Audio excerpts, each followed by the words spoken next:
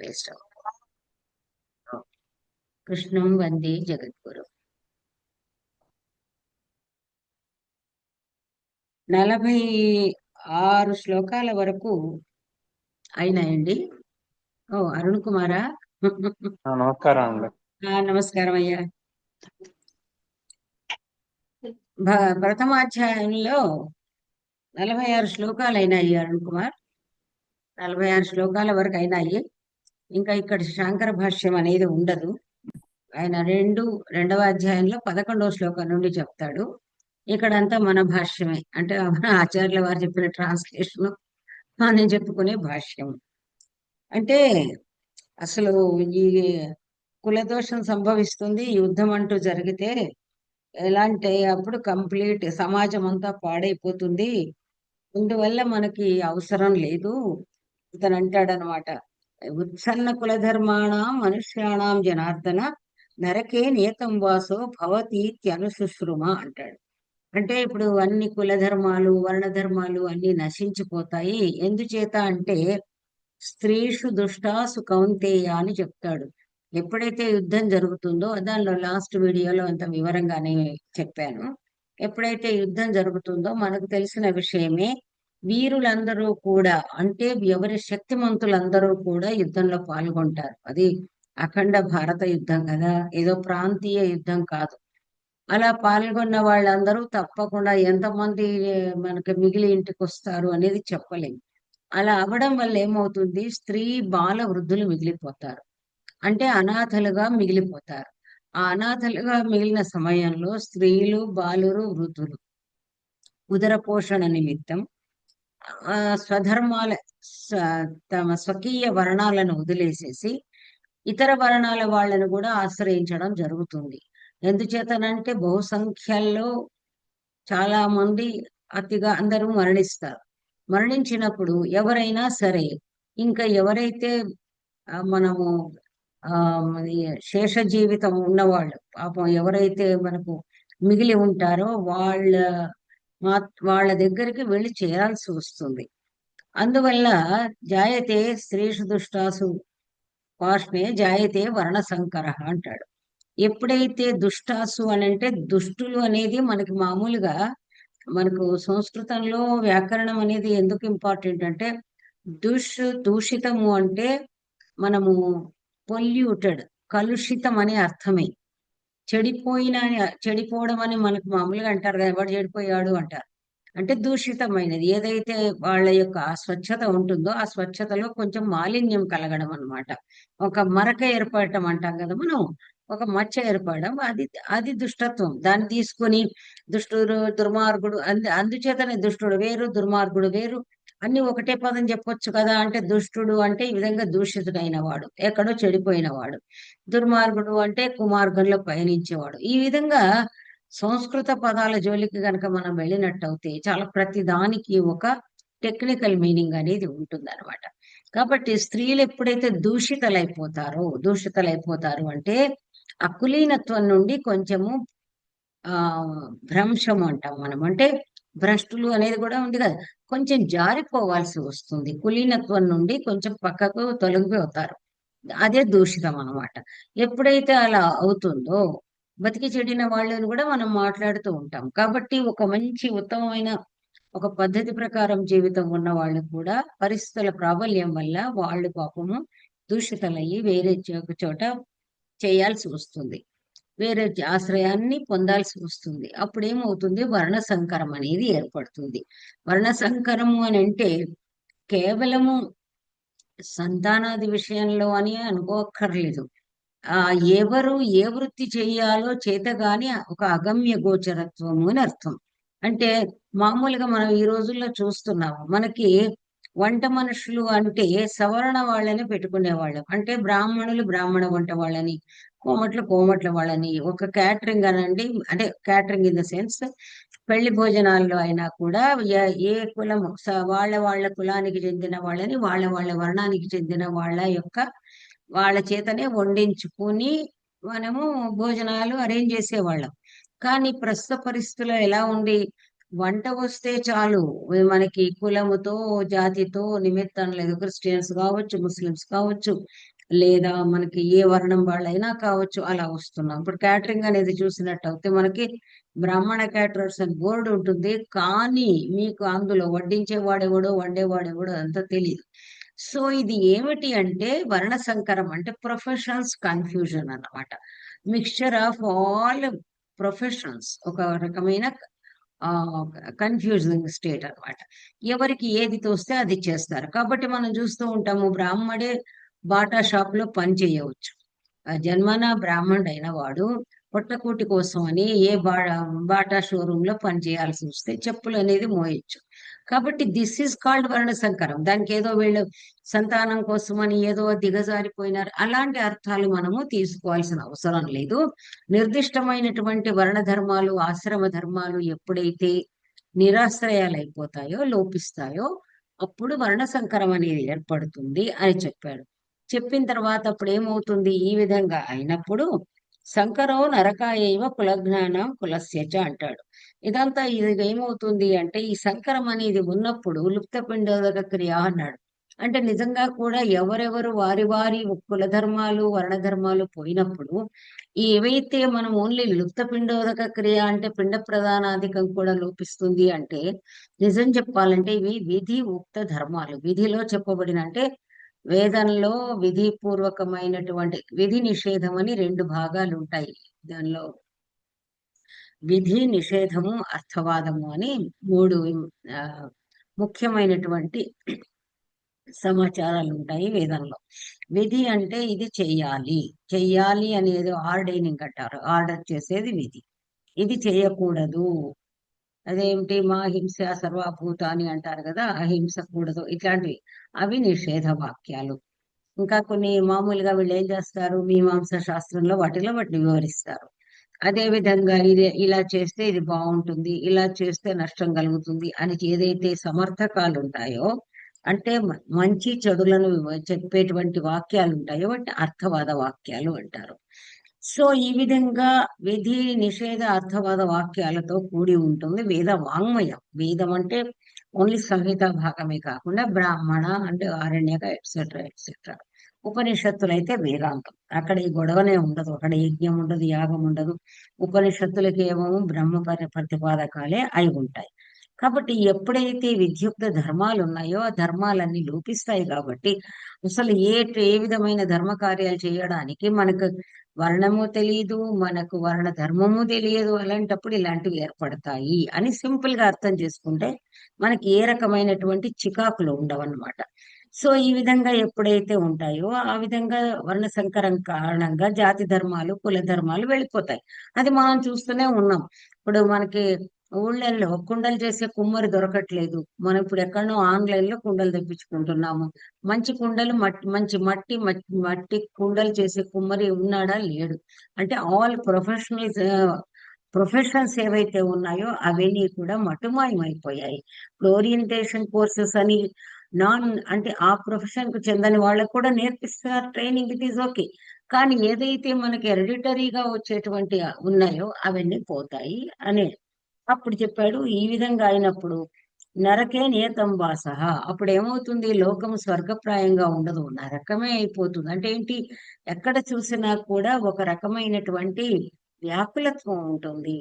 ఎవరు ఏం చేయాలి, ఇప్పుడు మీ నిజం చెప్పాలంటే మీకు ప్రజెంట్ ఎగ్జాంపుల్ చెప్పాలి అంటే, ఇప్పుడు అందరూ మీకు తెలుసు, ఒకప్పుడు అందరూ కూడా డాక్టర్స్ కి చాలా మంచి డిగ్నిటీ ఉండేదని చెప్పేసి అందరూ మెడిసిన్ చేశారు. అందరూ మెడిసిన్ చేశారు. అంటే పేషెంట్ల కంటే ఎక్కువ డాక్టర్లు తయారైపోయారు. డబ్బులు కట్టి, డొనేషన్లు కట్టి, ఏదో సీట్లు కొనుక్కుని. ఆ తర్వాత ఏమైంది, డాక్టర్లు కూడా ఈగలు తోలుకోవాల్సిన పరిస్థితి ఏర్పడింది. ఒక పేషెంట్ కూడా రాకుండా. ఇప్పుడు ఇప్పుడు ప్రస్తుత పరిస్థితుల్లో డాక్టరు ఎంబీఏ, ఎంఎస్ చేసినంత మాత్రాన ఉద్యోగం లేదు. ఇప్పుడు ఏమిటి, సూపర్ స్పెషాలిటీ ఇంకొకటి చేస్తే కూడా గవర్నమెంట్ జాబ్స్ లేవు. సిమిలర్లీ మనకి ఇంజనీర్స్, ఇంజనీరింగ్ ఏదో బాగుంది అనగానే అందరూ ఇంజనీర్లు రెడీ అయిపోయారు. ఇప్పుడు ఇంజనీర్లకు ఏమైంది, ఉభయ భ్రష్టత్వం అంటారు. డాక్టర్ చదివిన వాళ్ళు, ఇంజనీరింగ్ చదివిన వాళ్ళు ఉభయ భ్రష్టత్వం ఏమిటంటే, కనీసం బిఏ, బీకామ్, బిఎస్సి వాళ్ళకి మామూలుగా స్కూళ్ళల్లో ఏదో ఒకటి సోషల్ స్టడీస్ మరొకటో ఏది లేకపోతే ఆ ఫిజికల్ ఇన్స్ట్రక్టర్ అంటారు కదా, పీ టీచర్స్ సంథింగ్ అలాంటి ఉద్యోగం అన్నా ఇస్తారు. పోనీలే ఓ 30-40 వేలు పొట్టకూటికి సరిపోతాయి.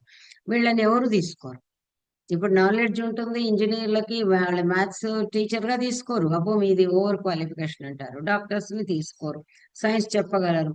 బాబు నాకు ఒక మంచి గవర్నమెంట్ జాబ్ ఇవ్వండి, ఇవాళ రేపు 1,00,000 రూపాయలు జీతం, అదే డాక్టర్స్ కి దొరకట్లేదు, ఇవ్వండి అంటే ఎవరు ఇవ్వరు. కాబట్టి ఇలాంటి పరిస్థితులు ఎప్పుడైతే అందరూ కూడా ఈ ప్రొఫెషన్ అంటూ ఎగబడాల్సి వస్తుందో, ఎందుకంటే నిర్దిష్టత లేదు. అలా లేకపోవడం వల్ల అప్పుడు ఏమవుతుంది, ఇదంతా కూడా లోకమంతా నరకప్రాయం అవుతుంది అని ఇప్పుడు ఏమంటున్నాడు. అయ్యో, అహోబత మహత్పాపం కర్తం వ్యవసితా వయం ఏద్రాజ్య సుఖలోభేన హంతుం స్వజనముద్యత. ఆహా, అయ్యయ్యయ్య, ఏమి అసలు మనం పాపానికి పూనుకున్నాం. అర్జునుడి బాధ ఏంటంటే మనం పుణ్యానికి పోవడం కాదు, మనం యుద్ధం చేస్తే మరి విజయమో వీర స్వర్గమో, అలా కాకుండా స్వజనాలను చంపేసేసి పాపానికి ఒడిగట్టుకుంటున్నాము. ఎంత అసలు ఇదేనికయ్యా ఇదంతా అంటే రాజ్యలోపం. రాజ్యం లేకపోతే బతకలేమా? అసలు 12 ఏళ్ళు అరణ్యవాసం చేసుకుని 1 ఏడాది అజ్ఞాతవాసంలో అందరి దగ్గర ఊడిగం చేసిన వాళ్లకు ఇంకా జీవితంలో ఎంత మిగిలి ఉంటుంది? వీళ్ళకి కొత్త ఏమిటి? అడవి అదేమంటారు, కంద కందమూలాలు తిని బతకలేరా? అది కదా, అవన్నీ అనుభవించిన వాడు కాబట్టి అర్జునుడు అంటాడు, రాజ్యలోభంతో ఇంత పాపం అవసరమా అని అంటున్నాడు. ఏది మాం అప్రతీకారం అశస్త్రం శస్త్రపాణయ. నేను మరి శస్త్రము అస్త్రం వదిలేస్తున్నాను కాబట్టి ఒకవేళ వాళ్ళు నేను నిరాయుధుడిగా ఉంటాను యుద్ధ భూమిలో, నేను యుద్ధం చేయను, వాళ్ళు వచ్చి నన్ను సంహరిస్తే కూడా నాకేమి సమస్య లేదు, అది నాకు క్షేమకరం భవేత్ అంటాడు. అది నాకు క్షేమమే సుమా అన్నాడు అని ఇక్కడ. ఏవముక్తో అర్జున సంఖ్యే రథోపస్థ ఉపావిశత్ విసృజ్య సశరం చాపం శోక సంవిఘ్న మానస. 47 శ్లోకాల వరకు దీనిలో ఇంకా ఈ విధంగా చెప్పేసి చక్కగా సశరం చాపం విసృజ్య అంటే నిజానికి బాణాన్ని ఇట్లా రెడీగా పెట్టుకుని ఉన్నాడు.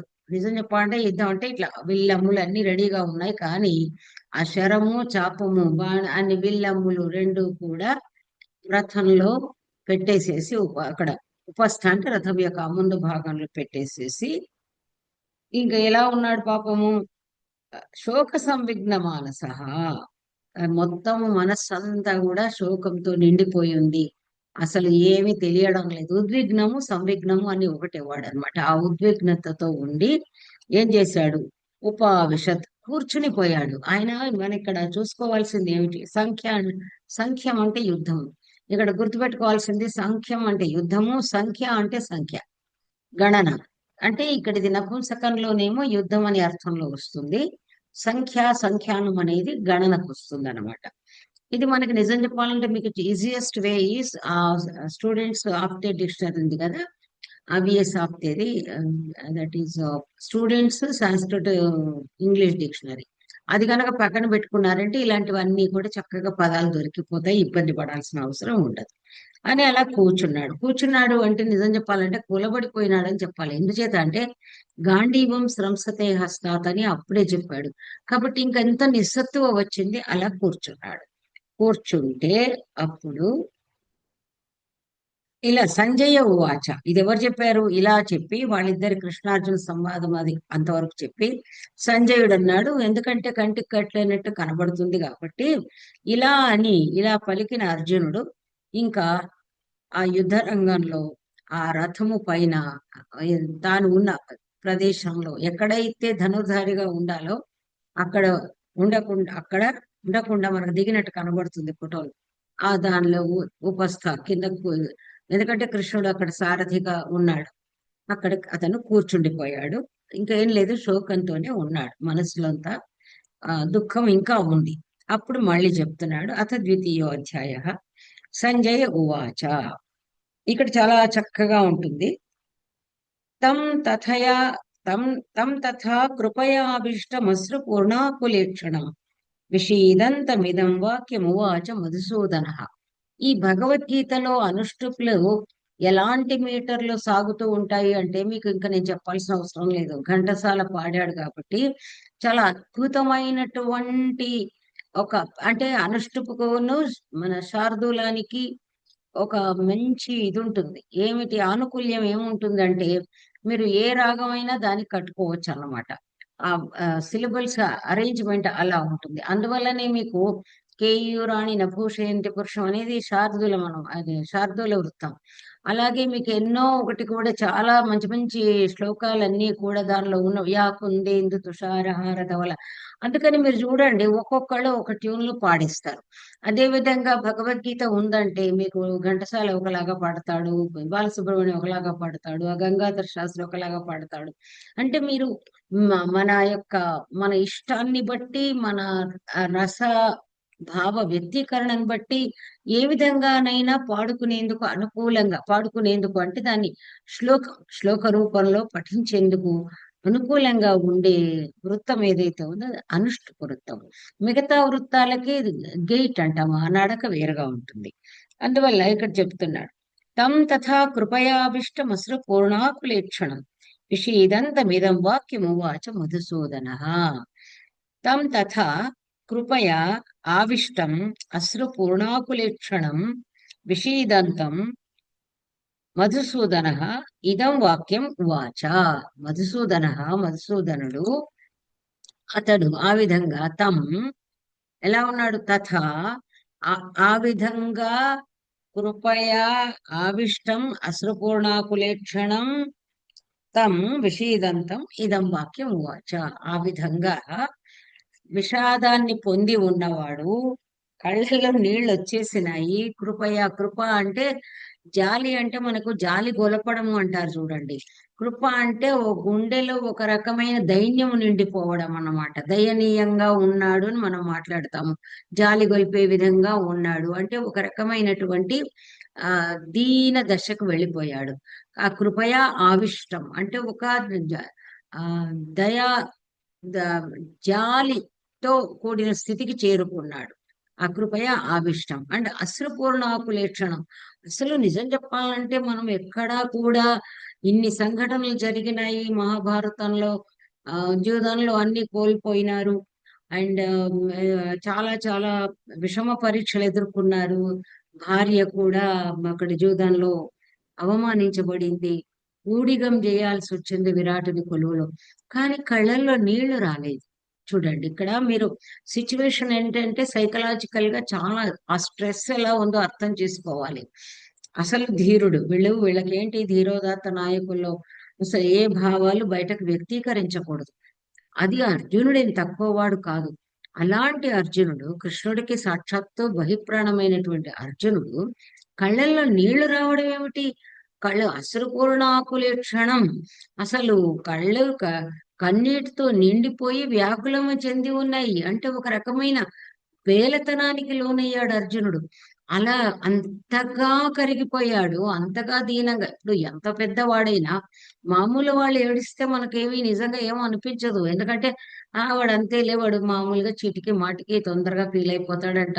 కానీ అది అలుగుటే ఎరుంగని అని అతన్ని గురించి చెప్పినట్టుగా ఇక్కడ ఏనాడు కంటతడి పెట్టని వాడు ఒక్కసారి కళ్ళల్లో నీళ్లు నిండి నేనేమి చేయలేనని కూర్చున్నాడు అంటే అందువల్ల ఎంత దయనీయమైన స్థితికి చేరుకున్నాడు అర్జునుడు అనేది మనం అర్థం చేసుకోవాలి.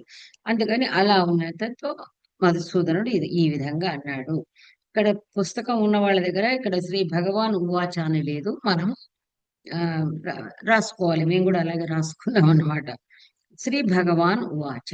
అప్పుడు భగవానుడు శక్తిమంతుడైనటువంటి శ్రీకృష్ణుడు, ఇలా అంతటా కూడా భగవాన్ భగవాన్ అని వస్తుంది, ఇలా చెప్పాడు. ఏమన్నాడంటే చాలా చక్కగా కుతస్త్వా కష్మలమిదం విషమే సముపస్థితం అనార్యజుష్టమస్వర్గ్యమకీర్తికరమర్జున. సంస్కృతంలో తెలుగులో తేడా ఏమిటి అంటే అర్జున అని తెలుగులో అంటాము, అర్జున అనాలి మనకు. రామ రామ రామేతి అంటే హ్రస్వంతోనే ఆగిపోతుంది సంబోధన. అర్జున త్వా త్వా అంటే త్వాం ఇదం కష్మలం కుతః విషమే విషమకాలే సముపస్థితం. కీదృశం కష్మలం? అనార్యజుష్టం అస్వర్గ్యం అకీర్తికరం చ. అర్జున, ఏమిటయ్యా నీకు ఈ సమయంలో ఈ మాలిన్యము కల్మషం లాంటిదే కష్మలం. కుతః, ఇది ఎక్కడి నుంచి వచ్చి పడిందయ్యా నీకు? కుతః త్వాం కష్మలమిదం విషమే సముపస్థితం. ఈ విషమ సమయంలో, అంటే యుద్ధానికి అక్కడ వెళ్ళాలి, ఎదురుగా అందరు వీరులు నిలబడి ఉన్నారు. అలాంటి సమయంలో ఈ విషాదము, ఈ మాలిన్యం, హృదయ మాలిన్యము నీకెక్కడి నుంచి వచ్చి పడింది? పోనీ ఇదేమన్నా మంచిదా అంటే, అనార్య జుష్టం, ఆర్యులకు అనార్య జుష్టం, ఇది అనార్యుల చేత, ఆర్యులు కాని వాళ్ళు పొందగలిగింది, జుష్టం వాళ్ళు పొందేది. ఇలాంటిది ఎవరికి వస్తుంది? ఉత్తములకు రాదు. ఎవరికి వస్తుంది? అధములకు ఏర్పడుతుంది. అధములకు ఏర్పడేటువంటి ఈ హృదయ మాలిన్యము నీకెక్కడి నుంచి వచ్చి పడిందయ్యా? అది ఇంకా ఏమిటి? అస్వర్గ్యం.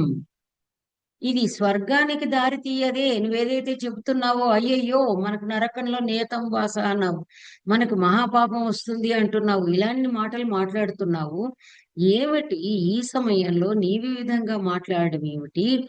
ఇది ఏది కూడా నీకు స్వర్గాన్ని అందించదు, స్వర్గానికి మార్గము కాదు, ఆర్యుల మార్గము కాదు, కీర్తికరము కాదు. అంటే కీర్తికి మనం మామూలుగా తీసుకున్నట్టయితే, అసలు ఆర్యులు పొందే మార్గం ఆర్యులకి తగినది కానటువంటిది, ఆర్యులకి తగినది కాదు, స్వర్గానికి పనికి వచ్చేది కాదు, స్వర్గానికి దారి తీసేది కాదు, కీర్తికి సోపానము కానటువంటి ఈ హృదయ మాలిన్యం. యుద్ధంలో కావలసింది ఏమిటి? ఒకటి రెండే పనులు, డూ ఆర్ డై అంటాం మనం. అదే విధంగా విజయమో వీరస్వర్గమో అనేదే నినాదం అక్కడ. కాబట్టి అయితే విజయం లేదా వీరస్వర్గము, రెండూ కూడా వాళ్ళు అదే అంటారు. అది భగవద్గీతలో కూడా చెప్తూ పోతారు. ఇప్పుడు విజయం పొందితే ఇహలోకంలోనే స్వర్గం, లేదు స్వర్గంలోనే స్వర్గవాసం. ఇంకా ఇంతకంటే ఏం కావాలి? అలాంటిది ఈ సమయంలో, ఈ విషమ సమయంలో నీకు ఇలాంటి హృదయ మాలిన్యం ఎలా ఏర్పడింది అని ఒక్కొక్కటి చెప్తూ ఉన్నాడు. మళ్ళీ వెంటనే చూడండి ఎంత కన్విన్సింగ్ గా, కన్సోలింగ్ గా చెప్తున్నాడు. క్లైబ్యం మాస్మగమః పార్థ నైతత్వయ్యుపపద్యతే క్షుద్రం హృదయ దౌర్బల్యం త్యక్తోత్తిష్ఠ పరంతప. పార్థ క్లైబ్యం మాస్మగమః. ఇక్కడ మాంగిలం అని ఒకటి ఉంటుంది. మాతో గనక మనము ఏదైనా చెప్పినట్టు అయితే అప్పుడు దానికి పాస్ట్ టెన్స్ అనే వస్తుంది. అక్కడ అకారం చేర్చాల్సిన అవసరం లేదు. మామూలుగా మనకు అభవహ, అభు ఇత్యాదులు చెప్తాము. అగమహ అనక్కర్లేదు. మా గమహ అన్నప్పుడు మా అంటే మా నిషేధార్థం, మా అగమహ పొందవద్దు అని వస్తుంది. ఈ గమ అనేది, గతి అనేది పొందడము, వెళ్ళడము అనే అర్థంలో అన్నమాట. సో క్లైబ్యం మా స్మ గమ. స్మ అనేది కూడా అంతే, స్మోత్తర పదే లంగ్ అని స్మ గనక చెప్పినట్టయితే అది మనకు పాస్ట్ టెన్స్ చెప్తుంది. మనం వీళ్ళు చాలా వరకు ఈ సంస్కృతంలో, స్పోకెన్ సంస్కృత్ లో వదతి స్మ, చరతి స్మ, ఇలాంటివి, వసతి స్మ ఇలాంటివి మాట్లాడతారు స్మ అని ఉన్నప్పుడు. కాబట్టి క్లైబ్యం అంటే క్లీబత్వం అంటే మామూలుగా చెప్పాలంటే మనము నిర్వీర్యం అని అర్థం. నపుంసకత్వం, వెలుగు. ఈ సంస్కృతంలో మంచి మంచి పదాలు ఉంటాయి అన్నమాట. షండు ఇవన్నీ అంటారు కదా. నపుంసకత్వము అనేటప్పటికి కూడా మనం ఇప్పుడు మన ట్రాన్స్జెండరు ఇట్లాంటివి బై బర్త్ ఉన్నటువంటి విషయం కాదు. ఇది మానసికమైనటువంటి కిం కర్తవ్యత విమూఢత్వంలోని క్లీబత్వం అన్నమాట. మామూలుగా వాళ్ళు ఏం చేస్తారు? మామూలు వాళ్ళని కూడా చిచ్చి విడవకూడదు, పనికిరాడు, యూజ్లెస్ ఫెలో, విడవ, నపుంసకుడు అంట. అంటే పుంస్త్వ లక్షణాలు అనేవి ఉంటాయి.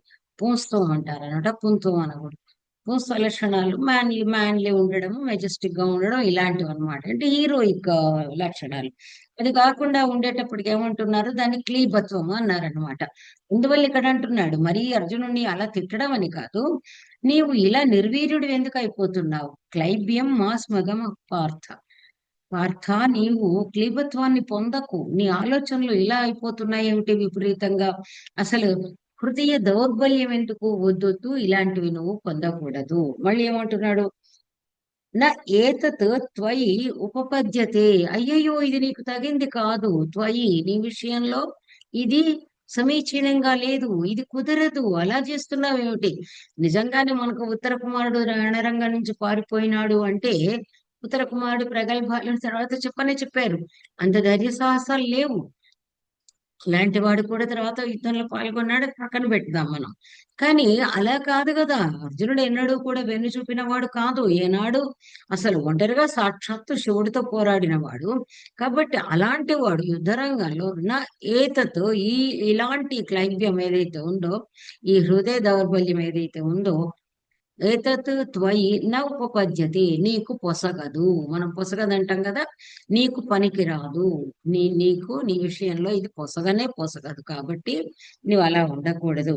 క్షుద్రం హృదయ దౌర్బల్యం త్యక్త్వా ఉత్తిష్ట పరంతప. వరుడు వాడాడు పరంతప. ఇవన్నీ కూడా అలుక్ సమాసం అని మీకు చెప్తాను. ధనంజయ, ధనంజయతి, ధనంజయ. పరం తాపయతి ఇది పరంతప. అంటే ఏంటి? పరం అంటే శత్రువు. శత్రువులను తప్పింపజేయేవాడు, అంటే శోషింపజేయేవాడు, శుష్కింపజేసేవాడు, పరులకు పీడం కలిగించేవాడు పరంతప. ఇక్కడ ఏం చెప్పాడు? పరంతప అన్నాడు. అక్కడ పార్థ అన్నాడు, ఇక్కడ పరంతప అన్నాడు. అంటే శత్రుంజయుడు అనే వర్డ్ కూడా ఉంది మీకు. సో కాబట్టి నీవు మామూలు వాడివి కాదే. నువ్వు పరులకు ఎలాంటి అంటే శత్రువులు నిన్ను చూసి భయపడతారు. అలాంటి పరంతపుడివి నీవు ఇప్పుడు ఈ సమయంలో ఎలా మాట్లాడతావు ఏమిటి? హృదయ దౌర్బల్యం క్షుద్రం. ఇది చూడండి, మన అందరికీ కూడా, ఒక అర్జునుడికే కాకుండా మనందరికీ కూడా చెప్తూ ఉన్నాడు. విషమ సమయంలో సాధారణంగా విషమ సమయము అన్నప్పుడు, సమం అన్నప్పుడు అనుకూల సమయం, విషమ సమయం అన్నప్పుడు అననుకూల సమయం. అననుకూల సమయంలోనే, మునిగిపోయే సమయంలోనే కాళ్ళు చేతులు ఆడించి ఈత నేర్చుకోవాలి. ఈత కొట్టి మనం ఒడ్డున పడాలి. కాబట్టి కష్ట సమయంలో ధైర్యం కావాలి, సుఖ సమయంలో ధైర్యం అవసరం ఉంది. కాబట్టి హృదయ దౌర్బల్యం అన్నిటికీ వాళ్ళు ఏం చెప్తారు? అందుకే విల్ పవర్ అనే మాట అంటారు. నీకు హృదయంలో గనక నీకు ధైర్యం ఉంది అంటే ఏ సమస్య వచ్చినా ఎదుర్కోగలం. కాబట్టి హృదయ దౌర్బల్యం ఎలాంటిది? క్షుద్రం. మనం మామూలుగా క్షుద్ర పూజలు అంటారు. క్షుద్రం అంటే ఏమిటి అంటే అల్పమైనది, నీచమైనది. నీచమైనది అంటే మనము ఆఫ్ లో స్టాండర్డ్, లో లెవెల్. కాబట్టి ఇది క్షుద్రము. ఇది మామూలుగా ఈ, నీ ఉత్తములకు తగింది కాదని ఇంతకు ముందే చెప్పుకొచ్చారు. కాబట్టి క్షుద్రమైనటువంటి అల్పులకు సంబంధించినటువంటి హృదయ దౌర్బల్యము నీకేమిటి? త్యక్త్వా క్షుద్రం హృదయ దౌర్బల్యం ఉత్తిష్ట పరంతప అన్నాడు. గెటప్. మనం నిజంగా ఉత్తిష్ట అనేది ఇంపరేటివ్ మూడ్ అంటాము. కమాండ్ ఆర్ రిక్వెస్ట్ అని ఉంటుంది కదా. భవ, సుఖీ భవ, చిరంజీవ, ఇదంటే కూడా లోట్ అన్నమాట. మీరు చదువుకున్నారు కదా, లోట్. కాబట్టి తిష్ట. సో తిష్ట నుంచి తిష్ట అంటేనే నిలువు, స్టాండ్. ఉత్తిష్ట అంటే గెటప్ అంటే నువ్వు స్ట్రాంగ్ గా నిలబడు అని చెప్పడం. గెటప్ అని మనం అంటాం చూడండి ఇంగ్లీష్ లో. సో గెటప్, కమాన్, లేచి సిద్ధంగా ఉండు అని చెప్తూ ఉన్నాడు. అంత చక్కగా చెప్తూ ఉన్నాడు అనమాట. అనగానే, ఇంత చక్కగా చెప్పగానే వెంటనే ఇప్పుడు అర్జునుడు చూడండి, వెళ్ళిపోతా అన్నవాడు, కళ్ళనీళ్లతో ఉన్నవాడు, ఇప్పుడు మనస్సులోని సందేహాలను బయట పెడుతూ ఉన్నాడు. ఒక్కొక్కటి ఏం చెప్తున్నాడు? అర్జున ఉవాచ. లేవయ్యా, ఇంకా ఇప్పుడు ఇలా ఉండకూడదు అని కృష్ణుడు చెప్పగానే, కథం భీష్మమహం సంఖ్యే ద్రోణంచ మధుసూదన యశుభి ప్రతియోత్స్యామి పూజార్హావరిసూదన. మధుసూదన, కథం భీష్మమహం సంఖ్యే ద్రోణంచ ఇషుభి ప్రతియోత్స్యామి. హే మధుసూదన, అహం భీష్మం ద్రోణం కీదృశౌ తౌ పూజార్హౌ తౌ ఇషుభిః బాణైః సంఖ్యే యుద్ధరంగే అహం కథం ప్రతియోత్స్యామి. మధుసూదన, హరిసూదన రెండు మాట్లాడాడు. మధుసూదన, నేను పూజార్హులైనటువంటి, పూజనీయులైనటువంటి, పూజ్యులైనటువంటి భీష్ముణ్ణి, ద్రోణుణ్ణి యుద్ధరంగంలో బాణాలతో ఎలా నేను ఎదిరిస్తాను? వాళ్ళకి నేను నమస్కరించాలి, వాళ్ళకి సాష్టాంగ దండ ప్రణామం చేయాలి, వాళ్ళకి పాద ప్రణామం చేయాలి. అలాంటి నేను వాళ్ళని యుద్ధరంగంలో ఎలా ఎదిరించగలను? బాణాలతో వాళ్ళని ఎలా వేధించగలను? మధుసూదన, నువ్వు చెప్పు అని అడిగాడన్నమాట. చిన్న పిల్లాడిలాగా మళ్ళీ అంటున్నాడు. అంటే అసలు నిజం చెప్పాలంటే అక్కడ మనం కనుక సందర్భం గ్రహించుకున్నట్టయితే అందరూ ఒక ఎత్తు, భీష్మ, ద్రోణ, కృపాదులు ఎవరైతే ఉన్నారో వీళ్ళు ఒక ఎత్తు. ఎందుకంటే భీష్ముడు, ద్రోణుడు, కృపుడు ఈ ముగ్గురిని చూసుకున్నట్టయితే మనకు ఆ త్రిమూర్తుల్లాగా అసలు వీళ్ళని పెట్టి పోషించి వ్యక్తిత్వాన్ని తీర్చిదిద్దింది వీళ్లే కదా. భీష్ముడు, ద్రోణుడు, కృపుడు వాళ్లే ముందు ఎదురుగా నిలబడ్డారు. మనకు తెలిసిందే, భీష్మ పర్వం తర్వాత వచ్చింది ద్రోణ పర్వమే. ముందుగా భీష్ముడిని నిలబెట్టారు వాళ్ళు. భీష్ముడు చాలా చివరికి తర్వాత వస్తాడంటే కాదు, మొట్టమొదటగా ఎదిరించాల్సింది భీష్ముడిని. అతనే సర్వసేనాని కాబట్టి ఆయన్ను ముందు ఎదుర్కోవాలి. సరే, వెంటనే వెంటనే వీళ్ళకి అన్ని తెలుస్తాయి కదా ఎవరో. వెంటనే ద్రోణాచార్యుడు, వీళ్ళని నేను యుద్ధంలో ఎలా ఎదుర్కోగలను అని పాపం దీనంగా అడిగాడు అని చెప్తున్నాడు. గురూన్ హత్వా హి మహానుభావాన్ శ్రేయో భోక్తుం భైక్ష్యమపి ఇహ లోకే హత్వార్థ కామాస్తు గురూనిహైవ భుంజీయ భోగాన్ రుధిర ప్రదిగ్ధాన్ చెప్తూ ఉన్నాడు.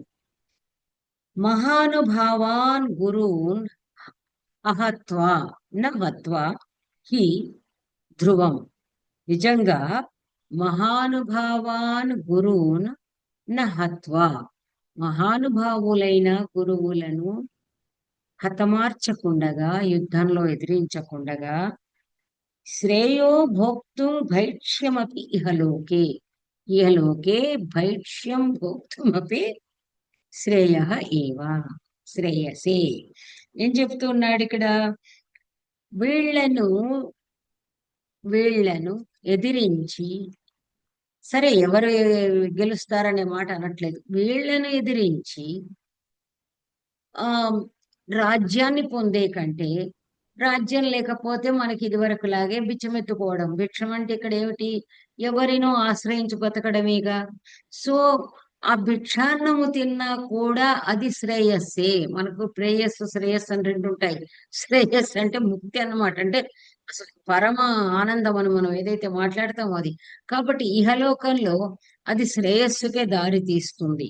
కానీ హత్వ అర్థ కామాస్తు గురూన్, హత్వా గురూన్ ఇహ అర్థకామాన్ భోగాన్ భుంజీయ కీదృశాన్ రుధిర ప్రదిగ్ధాన్.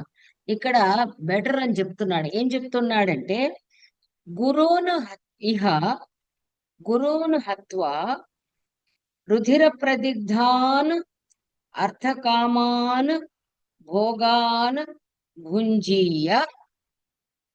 బతికే కంటే కూడా అంటే ఇక్కడ ఏం చెప్తున్నాడు? ఇహ ఈ లోకంలో గురువును హత్వా ఎలాంటివి తినాలి? రుధిర ప్రదిగ్ధాన్ అర్థకామాన్ భోగాన్ భుంజీయ అంటున్నాడు. ఇక ఈ గురువులను హతమార్చి, ఈ పెద్దలను, పూజనీయులైన వాళ్ళను హతమార్చి, రక్తముతో తడిసిన రుధిర ప్రదిగ్ధాన్ అంటే రక్తముతో తడిసినటువంటి అర్థకామాలనే భోగాలను అనుభవించే కంటే శ్రేయ ఏది అంటే, ఏది శ్రేయస్కరము అంటే, ఈ పూజ్యులను హతమార్చి రక్తముతో తడిసినటువంటి అర్థకామాలని భోగాలను అనుభవించే కంటే భిక్షాన్నము ఆర్జించుకొని భుజించిన అది మంచికే, అది శ్రేయస్సుకే.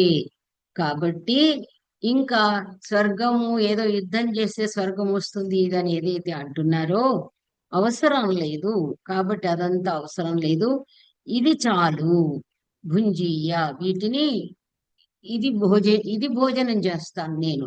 కానీ అది మాత్రం అవసరం లేదు. అంటే ఈ రక్తపు దాన్ని మాత్రం నేను తినాల్సిన అవసరం లేదు అని చెప్పాడనమాట. అర్థకామాలను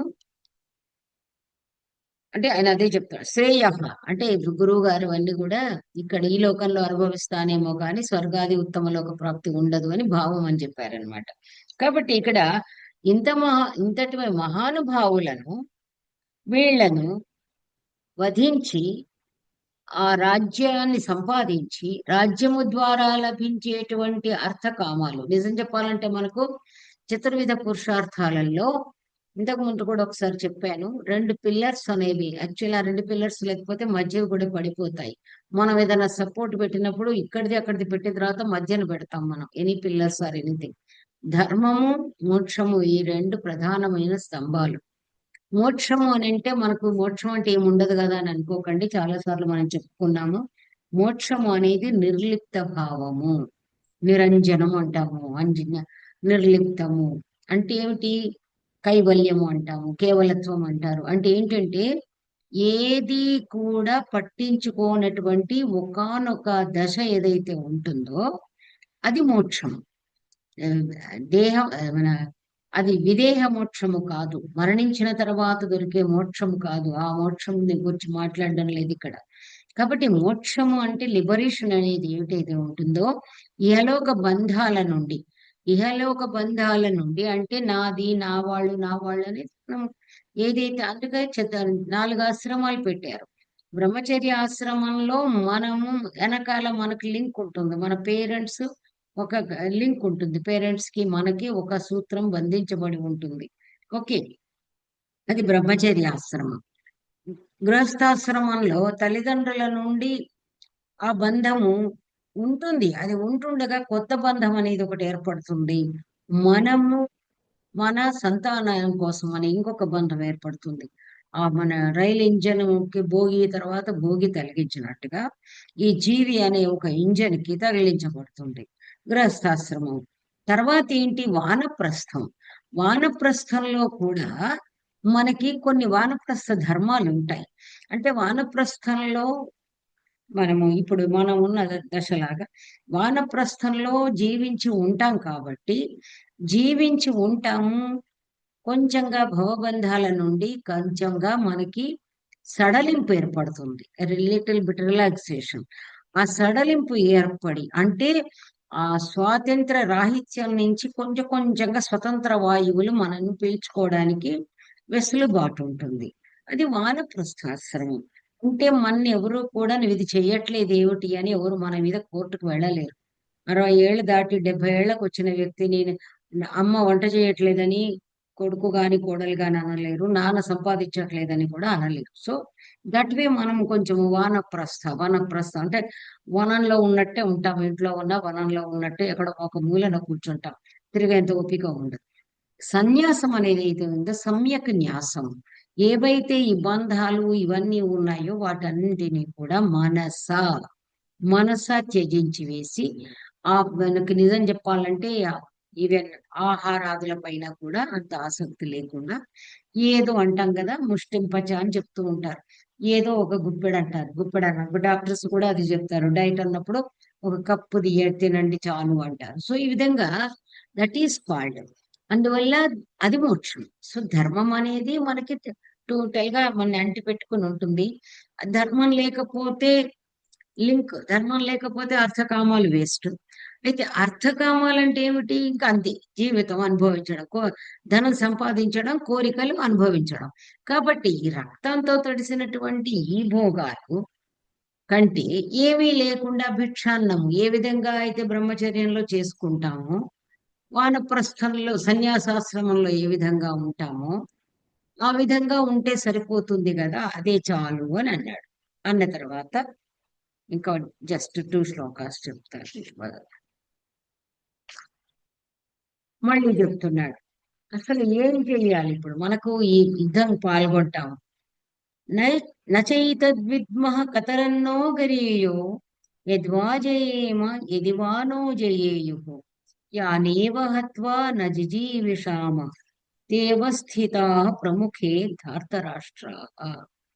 ఇక్కడ నచ ఏతత్ విద్మః, ఏతత్ న విద్మః, ఇది మనకు తెలియదు. విద్మః అనేది మనకు న- నా వేద్మి అనడం లేదు. విద్మ అంటే మనకు తెలియదు అంటున్నాడు. అంటే కృష్ణుడు కూడా యుద్ధంలో ఉన్నాడు కాబట్టి ఇందులో ఏది అనేది మనకు తెలియదు. ఏమని? కతరత్ నహ గరీయ, ఏది మనకు గొప్పదో ఏది ప్రధానమైనదో మనకు తెలియదు. ఎందుచేతనంటే యద్వా జయేమ యది వానో జయేయు, వా వాళ్ళని మనము జయిస్తామా, యది వా ఎత్తు వా జయేమ మనము జయిస్తామా, లేదా నహ జయేయు వాళ్ళు మనని జయిస్తారా? అంటే మనం యుద్ధంలో గెలుస్తామా, వాళ్ళు గెలుస్తారా మనకి తెలియదు. వీటిల్లో అసలు ఏమి చెయ్యాలి అనేది, ఏది గొప్పదో మనకు తెలియదు. జయము వారి పక్షాన ఉంటుందో మన పక్షాన ఉంటుందో మనకు తెలియదు. తర్వాత ఓకే, ఒకవేళ మనమే జయిస్తాము అనుకుంటే, అది జయించాలని కోరుకుంటాం కాబట్టి యాన్ హత్వా నా జిజీవిషామహ. నిజమే, మేము ఇన్నాళ్ళు దాయాదులము పోట్లాడుకున్నాము, మాకు వైరం ఉంది, కరెక్టే. అయితే యాన్ హత్వా అంటే ఎవరిని? ధార్తరాష్ట్ర తే అవస్థితా ప్రముఖే ధార్తరాష్ట్ర తే అవస్థితా. అసలు ధార్తరాష్ట్రులు అంటే ఎవరు? మా పెద్ద నాన్న కుమారులు, వాళ్ళందరూ మా దాయాదులు. వాళ్ళను వాళ్ళు మమ్మల్ని పెట్టిన హింసలకి వాళ్ళలా చేయకుండా ఉండాలి అనేటువంటి ప్రతీకార భావం ఉండడం నిజమే, కానీ వాళ్ళను చంపివేసి ఆ రక్త కూడు తినాలనే కోరిక మాకు లేదు. యాన్ హత్వా జిజీవిషామహ, ఇక్కడ సన్నంతాలని ఉంటాయండి, పిపాస అని ఇలాంటివన్నీ కొన్ని వస్తాయి. అలాంటిదే జిజీవిషామహ, జీవించాలనే కోరిక లేదు. అసలు ఎవరిని వధించి జీవించాలని మేము కోరుకోవడం లేదు. అంటే ధృతరాష్ట్ర కుమారులని వధించి జీవించాలనే కోరిక మాకు లేదు. వారిని జయించి వారిని వధించి ఇహలోకంలో జీవించి సుఖాలను అనుభవించాలనేది, అలాంటి కోరిక మాకు లేనే లేదు. ఇక్కడ మనకి రెండు మూడు రకాల విషయాలు మనకి ఏం అవగతం అవుతున్నాయంటే, ఒకటి, అంత హృదయ దౌర్బల్యం ఉంది, అంత ద్వేషము ఉంది కౌరవుల పట్ల. కానీ ఏమంటున్నాడు? హత్యాకాండకు అంగీకరించడం లేదు. వాళ్లను చంపి వాళ్ళను చంపిన తర్వాత వచ్చే ఆ రక్తపు కూడు మాకు అవసరం లేదు. అలా వాళ్ళను చంపి మేమే అన్ని అనుభవించాలనే కోరిక లేనే లేదు. కాబట్టి అసలు ఈ యుద్ధం అనేది ఎందుకు? ఆయన ఒక్కటి తాను యుద్ధం చేయకపోవడమే కాదు, మొత్తం యుద్ధమే క్యాన్సిల్ చేసేటువంటి సంకల్పానికి వెళ్ళిపోయే విధంగా అసలు యుద్ధం వల్ల కలిగే నష్టాలు ఏవైతే ఉన్నాయో, అందుకే అంటాము యుద్ధం చేసిన తర్వాత, జన నష్టం జరిగిన తర్వాత శ్మశానాన్ని పరిపాలిస్తామా? రాజ్యాన్ని పరిపాలించాలి కానీ శ్మశానాన్ని కాదు కదా. అందువల్ల యుద్ధం వల్ల కలిగే నష్టాలు అన్నీ కూడా ప్రథమాధ్యాయంలో అర్జునుని నోట వివరించి, నిజంగా చెప్పాలంటే మనకు యుద్ధం అంతా అయిపోయిన తర్వాత మహాభారతంలో చివరికి ఎలాంటిది ఉంటుందో అందరికీ మనకు తెలిసిందే. స్త్రీ పర్వం ఉంటుంది, విలాపాలు అన్ని కూడా. ఏముంది అసలు లాస్ట్ అశాంతి పర్వం ఆ ఘట్టంలో అక్కడ గనక చూస్తే ఏమిటో శ్మశానాన్ని చూస్తున్నట్టుగానే ఉంటుంది. ధర్మరాజు పరిపాలిస్తాడు. ధర్మరాజు నాకు రాజ్యం అంటాడు, అక్కడ ఇంకా పెద్ద అస్త్ర సన్యాసం. ఇంత చేసిన తర్వాత ఇప్పుడు ఇక్కడ అర్జునుడు ఏది మాట్లాడాడు, చాలా బ్యూటిఫుల్ ఘట్టం అండి మహాభారతం. అది ఆ చివరిలో వాళ్ళ డిస్కషన్ ఉంటుంది. ఎప్పుడన్నా ఒకసారి ఆ ఘట్టాన్ని నేను మా విజయ్ దగ్గర మహాభారతం ఉండి మన గోరఖ్పూర్ నుండి నాదంతా టర్మాయిడ్స్ తిన్న తర్వాత నేను అతని కొత్త తెప్పించుకోమన్నాను. I take. అద్భుతమైన ఘట్టం, ఓన్లీ ఆ డిస్కషన్. అంటే ధర్మరాజు నాకు వద్దు పో అంటాడు, మీరు తీసుకోండి రాజ్యం అంటాడు, భీముని తీసుకోమంటాడు, అర్జునుని అప్పుడు అందరూ కలిసి పాపం అందరూ ధర్మరాజును ఇలాగే అంటారు. ఏమిటి ఇంత కష్టపడింది ఇందుకోసమా, ఇప్పుడు రాజ్యం వద్దంటావు ఏమిటి అని చెప్పేసి భీముడు, అర్జునుడు, నకులుడు, సహదేవుడు, ద్రౌపది కూడా అంటారు. చాలా చాలా బ్యూటిఫుల్ కొన్ని ఘట్టాలు మహాభారతంలో అసలు ఎన్నిసార్లు చర్విత చర్వణ అంట, ఎన్నిసార్లు నెమరు వేసుకున్నా మనకి ఇంకా ఇంకా ఆస్వాదన రుచి అనేది తగులుతూ ఉంటుందండి. చాలా బ్యూటిఫుల్. ఎందుకంటే అంతదాకా చాలా మంది ఎక్కడా కూడా ప్రవచనాల్లో కూడా జనరల్ గా ఏం చేస్తారు మంచిది అని విరాట పర్వం చెప్తారు. జనరల్ గా మీరు ఎక్కడన్నా చూడండి మహాభారతంలో యుద్ధ పర్వం సభా పర్వం ఎప్పుడు చెప్పని చెప్పరు. ఎందుకంటే శుభం కలగాలి కాబట్టి ఆ విరాట రాజు కొలువులో వీళ్ళు పాండవులు ఉన్నప్పుడు సస్యశ్యామలంగా ఉంది అనే భావనతో కాబోలు నేను చిన్నప్పటి నుంచి చూస్తుంది, మీకు కూడా అనుభవంలో ఉండి ఉంటుంది. విరాట పర్వం యొక్క ప్రవచనాలు చెప్తూ ఉంటారు. ఆ తర్వాత భగవద్గీత చెప్తారు. మహాభారతంలో ఎక్కడ కూడా మీకు అసభా పర్వము అది ఎందుకంటే ఉత్తేజకరంగా ఉంటుంది. చాలా సందేహాలకు కూడా ఉంటుంది గనక చాలా తక్కువగా ఉంటుంది. అందువల్ల ఈ విధంగా మనం గనక చూసినట్టయితే సో